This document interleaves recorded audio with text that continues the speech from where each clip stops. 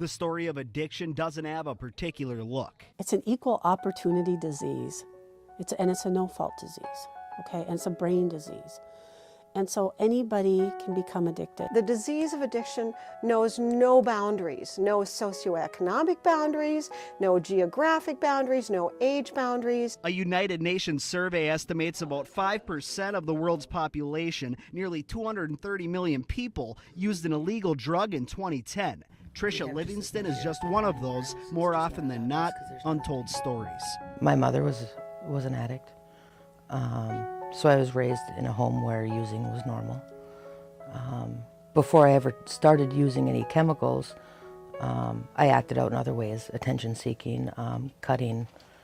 I became promiscuous at a very young age. And then once I put the first chemical in my system, it was pretty much over from there. At just 13, Tricia tried meth for the first time.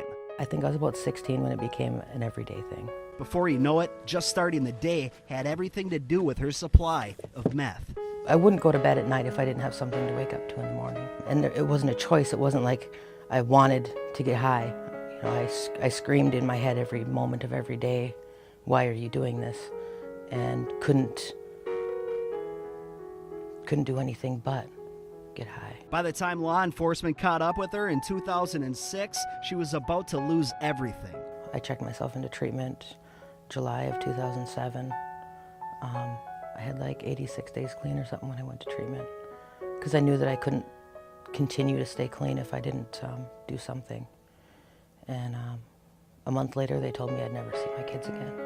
She would spend the next 15 months in federal prison on a conspiracy to distribute charge. She lost her children to drugs, but she wasn't going to lose herself anymore. She was finally clean. Once I took responsibility and accepted that it was me, it allowed me to be able to move forward in every aspect of my life. She began volunteering here at the Lost and Found Library in Moorhead just before she got incarcerated.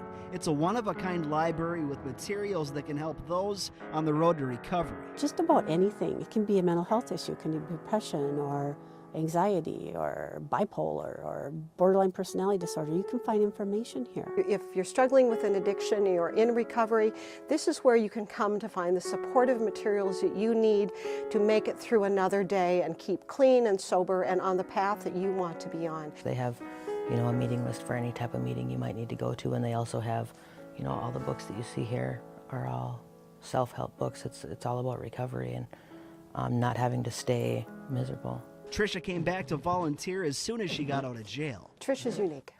She's left her shame behind and said, okay, that's who I was. It does not mean that's who I want to be. Before you know it, she landed a job. Not an easy feat with a felony on her record. She was making significant strides and her confidence was starting to show its face again. Her employer recognized her growth and gave her the Employee of the Month award.